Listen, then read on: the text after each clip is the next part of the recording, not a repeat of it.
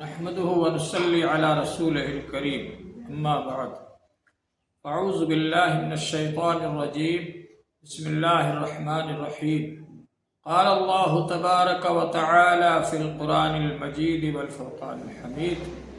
ألا إن أولياء الله لا خوف عليهم ولا هم يحزنون۔ محترم حضرات، اللہ جل شانہ نے یہ دین اسلام قیامت تک کے آنے والے تمام انسانوں کے لیے بنا کر کے بھیجا ہے۔ یہی دین اسلام قیامت تک کے آنے والے تمام انسانوں کے لیے نجات کا ذریعہ ہے۔ یہی دین اسلام اللہ کے یہاں مقبول ہے۔ اللہ تعالی نے فرمایا وَمَن يَبْتَغِ غَيْرَ الْإِسْلَامِ دِينًا فَلَن يُقْبَلَ مِنْهُ، جو اسلام کے علاوہ کسی اور چیز کو دین بنائے گا، دین تلاش کرے گا، کسی اور چیز پر عمل کرے گا، اپنی زندگی کو اس کے مطابق گزارے گا، اللہ جل شانہ کے یہاں ہرگز قابل قبول نہیں۔ اللہ کے یہاں قابل قبول صرف وہ شخص ہے جو دین اسلام کے مطابق اپنی زندگی بنا کر کے آئے۔ اللہ تعالیٰ کے یہاں وہی قابل قبول ہے۔ تو اللہ جل شانہ نے اس دین کو قیامت تک کے آنے والے انسانوں کے لیے بھیجا ہے۔ اس لیے اللہ تعالیٰ نے اس دین کی حفاظت کی ذمہ داری بھی خود لی اور ارشاد فرمایا اِنَّا نَحْنُ نَزَّلْنَا الذِّكْرَ وَإِنَّا لَهُ لَحَافِظُونَ، یقیناً ہم نے ہی اس قرآن کو نازل کیا ہے اور ہم ہی اس کی حفاظت کے ذمہ دار۔ اور اللہ جل شانہ نے قرآن پاک اور حدیث پاک، جو کہ قرآن کی تشریح ہے اور تفسیر ہے، اور بہت سے احکام احادیث میں ایسے بھی ہیں جو کہ قرآن پاک میں نہیں آئے، ان کو بھی اللہ جل شانہ نے رسول پاک صلی اللہ علیہ وسلم کے ذریعے سے بیان کرایا ہے۔ لہذا یہ قرآن پاک اور یہ حدیث پاک یہ دین ہے۔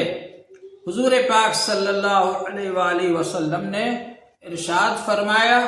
انکم لتاخذون نصف الدین من هذه الحمیرہ، تم آدھا دین حضرت عائشہ رضی اللہ تعالی عنہ سے حاصل کرو گے، جو کہ ان کے پاس میں احادیث کی شکل میں موجود تھا۔ حضور پاک صلی اللہ علیہ وآلہ وسلم کو اللہ جل شانہ نے قرآن پاک کی تعلیم کے لیے بھی بھیجا اور حکمت کی تعلیم کے لیے بھی بھیجا، اور حکمت سے مراد احادیث ہیں۔ تو اللہ جل شانہ نے قرآن اور حدیث دونوں کو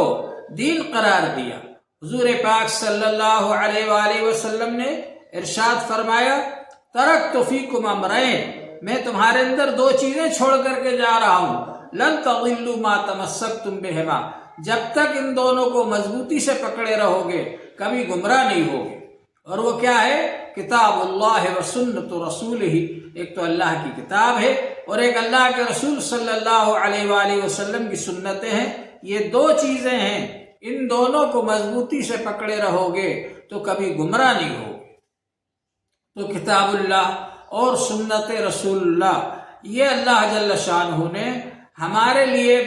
بھیجا ہے، اور حضور صلی اللہ علیہ وسلم نے عمل کر کے بتلایا ہے، اس کا نام سنت رسول اللہ ہے۔ اور صحابہ کرام اس طریقے پر چل کر کامیاب ہوئے ہیں۔ جب بھی لوگوں نے یہ کوشش کی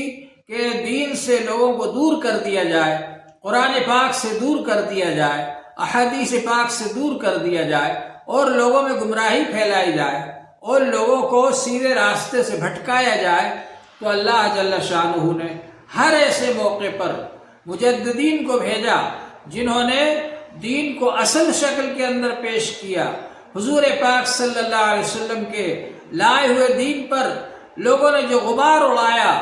اور لوگوں نے جو کوشش کی کہ اس کو بدل ڈالیں اور اس میں تحریف پیدا کر دیں، یا اس کے اندر کوئی ایسی نئی چیز پیدا کر دیں جس کے ذریعے اصل دین کو مؤخر کر دیا جائے، پیچھے کر دیا جائے، اور بدعات کو اعلیٰ درجے پر کر دیا جائے، اونچا کر دیا جائے اور ان کو پھیلایا جائے، ایسے موقع پر اللہ جل شانہ نے اپنے خاص بندوں کو مجدد بنا کر کے بھیجا۔ ظاہر ہے کہ انبیاء علیہ السلام نہیں آئیں گے، اس لیے اللہ تعالی نے ہر زمانے کے اندر اس کے زمانے کے مناسب علماء کرام کو بھیجا، اور جب جب بھی دین کو مٹانے کی کوشش کی گئی تو اللہ جل شانہ نے اس زمانے میں مجدد کو بھیجا، جنہوں نے کہ دین کو پرانا جو ہو گیا تھا اور لوگوں نے اس کو پیچھے ڈال دیا تھا، اس کو دوبارہ حالات حاضرہ کے مطابق بنا کر لوگوں کے سامنے پیش کیا، اور یہ بتلایا کہ وہی دین آج بھی ہمارے لیے سرمایہ سعادت ہے، اسی دین کے ذریعے ہماری نجات ہو سکتی ہے، اسی دین پر چل کر آج بھی ہم کامیاب ہو سکتے ہیں۔ اسی سلسلے میں حضرت شاہ ولی اللہ محدث دہلوی رحمۃ اللہ علیہ ہیں، جو اپنے زمانے کے مجدد ہیں، جو 12ویں صدی کے مجدد ہیں۔ حضرت شاہ ولی اللہ دہلوی رحمۃ اللہ علیہ 1214 میں پیدا ہوئے اور 1276 میں ان کی وفات ہو گئی، صرف 62 سال کی ان کی عمر ہوئی۔ اس عرصے میں انہوں نے اپنے والد محترم سے علوم و فنون حاصل کیے، اور والد صاحب نے نہ صرف یہ کہ ان کو ظاہری علوم سے آراستہ فرمایا، بلکہ والد صاحب کی تربیت میں رہ کر انہوں نے حضرت والد صاحب رحمۃ اللہ علیہ سے ہی تربیت حاصل کی، اپنے نفس کی اصلاح کی، اور والد صاحب نے ہی ان کو خلافت سے مشرف فرمایا۔ حضرت شاہ عبد الرحیم صاحب رحمۃ اللہ علیہ، جو کہ شاہ ولی اللہ دہلوی رحمۃ اللہ علیہ کے والد محترم ہیں، وہ زبردست عالم بھی تھے، زبردست بزرگ بھی تھے، اور عالمگیر بادشاہ نے جو فتاوی عالمگیری کے مصنفین کی کمیٹی بنائی تھی، اس کے اندر بھی وہ شامل تھے۔ تو زبردست علم تھا ان کا، حضرت شاہ عبد الرحیم صاحب دہلوی رحمۃ اللہ علیہ کا، اور ان کی خانقاہ بھی تھی اور ان کا مدرسہ بھی تھا مہدیان میں، جو جگہ آج کل مہدیان کے نام سے مشہور ہے دہلی میں۔ بہرحال حضرت شاہ عبد الرحیم صاحب رحمۃ اللہ علیہ سے انہوں نے خوب استفادہ کیا، اور اس کے بعد وہ مدینہ شریف تشریف لے گئے، مکہ شریف تشریف لے گئے، اور وہاں کے علماء کرام سے انہوں نے حاصل کیا، اور اس 1 سال کے عرصے کے اندر وہاں انہوں نے بہت کچھ حاصل کر لیا، حتیٰ کہ ان کے شیخ اور ان کے استاد شیخ ابو طاہر مدنی رحمۃ اللہ علیہ نے فرمایا کہ ولی اللہ نے ہم سے الفاظ حدیث سیکھے، لیکن ہم نے ان سے مطالب اور معانی احادیث سیکھے۔ تو بہرحال حضرت شاہ ولی اللہ دہلوی رحمۃ اللہ علیہ 1 سال حجاز میں رہ کر کے آئے، مدینہ شریف اور مکہ شریف میں رہ کر کے آئے، اور اس کے بعد پھر انہوں نے یہاں آ کر کے لوگوں کی اصلاح شروع فرمائی۔ حضرت شاہ ولی اللہ دہلوی رحمۃ اللہ علیہ نے چاروں طرف سے، ہر طرف سے جدھر سے بھی دین پر حملہ ہو رہا تھا، اس طرف انہوں نے مختلف طریقوں سے لوگوں کی اصلاح فرمائی، اور یہ کوشش کی کہ ہم لوگوں کی اصلاح کر کے اور ان کو دین کے قریب لائیں۔ چنانچہ ایک طرف تو عقائد کی اصلاح پر انہوں نے زور دیا کہ لوگوں کے عقائد کی اصلاح کی جائے، جو کہ بنیادی چیز ہے، اور اس کے لیے انہوں نے قرآن پاک کے ترجمے کا سلسلہ شروع فرمایا۔ اور اس زمانے کے اندر جبکہ فارسی زبان یہ دفتری زبان بھی تھی، سرکاری زبان بھی تھی، اور عوامی زبان بھی تھی، اس کو انہوں نے کوشش کی کہ لوگوں کو عام فہم ترجمہ سمجھانے کے لیے قرآن پاک کا ترجمہ فارسی زبان میں کریں۔ چنانچہ انہوں نے فتح الرحمن کے نام سے فارسی زبان میں ترجمہ کیا اس زمانے کے اندر، اور پھر ان کے بیٹے شاہ عبد القادر صاحب دہلوی رحمۃ اللہ علیہ نے اردو میں ترجمہ فرمایا، اور شاہ رفیع الدین صاحب دہلوی رحمۃ اللہ علیہ نے اردو میں ترجمہ فرمایا۔ تو بہرحال اس طرح سے عوام کو قرآن پاک سمجھانے کے لیے، اللہ کے احکامات سمجھانے کے لیے، اور قرآن پاک کو عام کرنے کے لیے ترجمے کیے ان حضرات نے۔ اسی طرح سے حضرت شاہ ولی اللہ دہلوی رحمۃ اللہ علیہ جو احادیث لے کر کے آئے تھے عرب سے، وہ احادیث انہوں نے یہاں پر پھیلائیں، اور اس وقت تک لوگوں کے اندر جو یہ غلط فہمی تھی کہ فقہ ایک الگ چیز ہے، وہ ایک عقلی اور قیاسی چیز ہے، اور احادیث الگ ہیں، اس غلط فہمی کو دور فرمایا، اور فقہ اور حدیث کی تطبیق کر کے بتلائی کہ فقہ الگ سے کوئی چیز نہیں ہے، بلکہ قرآن پاک سے جو احکام نکلتے ہیں اور احادیث سے جو احکام نکلتے ہیں ان کو ہم عمل کریں ان کے مطابق۔ اور اسی طرح سے قرآن اور حدیث میں اگر کوئی چیز، کوئی ایسا نیا مسئلہ پیش آ جائے جو کہ قرآن پاک اور حدیث پاک میں نہ ہو، تو قرآن پاک اور حدیث پاک کو سامنے رکھ کر اس کی نظیر تلاش کرنا اور اس کی جو علت ہے اس علت کو متعدی کرنا اور نئے مسئلے پر اس کو منطبق کرنا اور فٹ کرنا، اس کا نام فقہ ہے۔ چنانچہ شاہ ولی اللہ دہلوی رحمۃ اللہ علیہ نے احادیث کی تدریس کا سلسلہ شروع فرمایا، اور وہ جو حدیث پڑھاتے تھے تو صرف احادیث کو نہیں پڑھاتے تھے، بلکہ اس حدیث سے کیا مسئلہ نکل رہا ہے اور کس امام کے کیا دلائل ہیں وہ یہ سب سمجھاتے تھے۔ اس طرح سے شاہ ولی اللہ دہلوی رحمۃ اللہ علیہ نے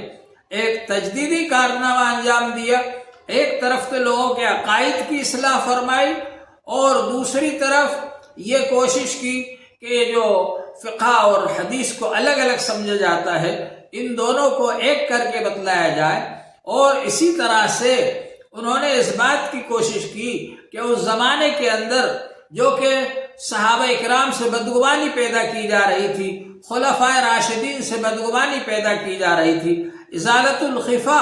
عن خلافت الخلفاء لکھ کر کے انہوں نے شیعیت کا ہی جواب نہیں دیا، بلکہ خلفائے راشدین نے جو حکومت کر کے دکھائی جو کہ ایک مثالی حکومت ہے، اور حضور پاک صلی اللہ علیہ وآلہ وسلم نے جو حکومت قائم فرمائی تھی اور اس کا جو تسلسل ہونا چاہیے تھا جو نہیں ہو رہا تھا، تو انہوں نے یہ بتلایا کہ خلفائے راشدین کے طرز پر موجودہ دور میں بھی حکومت ہونا چاہیے، اور یہ اصلاح فرمائی کہ جو بادشاہوں کا طرز بدل گیا اور انہوں نے اپنی زندگیوں کے اندر عیش و آرام کی زندگی اختیار کر لی اور خلفائے راشدین کے طرز سے ہٹ گئے، یہ ہمارے لیے بہت ہی زیادہ نقصان دہ ہے۔ چنانچہ انہوں نے اس دور کے اندر جبکہ بادشاہت کا دور آخری دور تھا اور اس زمانے کے اندر جبکہ بہت زیادہ اس کی وجہ سے لوگوں میں گمراہیاں پھیل رہی تھی، یہ آپ نے تجدیدی کارنامہ انجام دیا کہ لوگوں کو اس بات کی دعوت دی کہ وہ پھر خلفائے راشدین کی جو حکومت ہے اس کو اپنے لیے نمونہ بنائے اور اسی طرز پر اپنے بادشاہوں کو اور اپنے حاکموں کو لانے کی کوشش کرے۔ اسی طرح سے حضرت شاہ ولی اللہ دہلوی رحمۃ اللہ علیہ نے قرآن پاک کے معانی اور مطلب کو سمجھانے کے لیے اصول تفسیر میں الفوز الکبیر تحریر فرمائی، جو علماء کے لیے بہت ہی زیادہ کام کی چیز ہے اور علماء کرام آج بھی اس سے روشنی حاصل کرتے ہیں۔ اسی طرح حضرت شاہ ولی اللہ دہلوی رحمۃ اللہ علیہ نے اپنے زمانے کی جو بدعات تھیں ان کو ختم کرنے کی کوشش کی، اور ہر لائن میں انہوں نے تجدیدی کام انجام دیے۔ اس کا نتیجہ ہے کہ اس کے بعد پھر ان کے شاگردوں نے اس کام کو آگے بڑھایا اور اس کام کے لیے رجال کار تیار کیے۔ حضرت شاہ ولی اللہ دہلوی رحمۃ اللہ علیہ نے درس کے ذریعے، مدرسے کے ذریعے اور خانقاہ کے ذریعے باقاعدہ رجال کار تیار فرمائے، جنہوں نے بعد میں ان کے کام کو جاری رکھا۔ تو شاہ ولی اللہ دہلوی رحمۃ اللہ علیہ اپنے زمانے کے مجدد ہیں، اور انہوں نے بڑے پیمانے پر امت کی اصلاح فرمائی، اور ہر زمانے میں جو برائیاں آ گئی تھی، جو خرابی آ گئی تھی، ان کے ہر طبقے کے احتساب کا سلسلہ شروع فرمایا کہ ہر طبقہ اپنا احتساب کرے کہ ہمارے اندر کیا خرابیاں آ گئی ہیں، کیا برائیاں آ گئی ہیں۔ اگر مشائخ میں کچھ خرابیاں آ گئی ہیں تو اس کو بھی دیکھا جائے اور سمجھا جائے، علماء میں جو خرابیاں آ گئی اس کو دیکھا جائے اور سمجھا جائے، اور عوام کے اندر جو خرابیاں آ گئی ہیں ان کو دیکھا جائے اور سمجھا جائے اور ان کے اصلاح کی کوشش کی جائے۔ اس طرح سے حضرت شاہ ولی اللہ دہلوی رحمۃ اللہ علیہ نے ایک بڑا کارنامہ انجام دیا، جو کہ ان کی وفات کے بعد میں ان کے صاحبزادوں نے اس کو اور زیادہ آگے بڑھایا اور پہنچایا اور فروغ دیا اس کو۔ اس طرح سے شاہ ولی اللہ دہلوی رحمۃ اللہ علیہ کا کارنامہ بہت بڑا کارنامہ ہے اور اس کو یاد رکھا جائے گا۔ ہماری یہ کوشش ہونا چاہیے کہ شاہ ولی اللہ دہلوی رحمۃ اللہ علیہ کے طرز کو اور ان کی اصلاح کو اور ان کے کارنامے کو ہم یاد رکھیں۔ بعد میں حضرت شاہ عبدالعزیز صاحب دہلوی رحمۃ اللہ علیہ نے نہ صرف یہ کہ اس کو آگے بڑھایا بلکہ اس کو اور ترقی دی اور اس کو اور کامیاب کیا، اور پھر یہ سلسلہ آگے تک چلتا رہا، اور پھر اسی سلسلے کی ایک کڑی دیوبند کا دارالعلوم ہے کہ وہ جو دارالعلوم قائم کیا گیا یہ اسی اصول پر درس دینے کے لیے قائم کیا گیا۔ اسی فکر کو آگے بڑھانے کے لیے قائم کیا گیا جو شاہ ولی اللہ فکر ہے، اور آج تک وہ اس کا فیض جاری ہے۔ تو گویا کہ شاہ ولی اللہ دہلوی رحمۃ اللہ علیہ کا فیض آج تک جاری ہے اور ہمیشہ جاری رہے گا۔ اللہ جل شانہ ان کو ہماری جانب سے بہت زیادہ جزائے خیر عطا فرمائے اور ان کے درجات کو بلند فرمائے۔ وآخر دعوانا ان الحمد للہ رب العالمین۔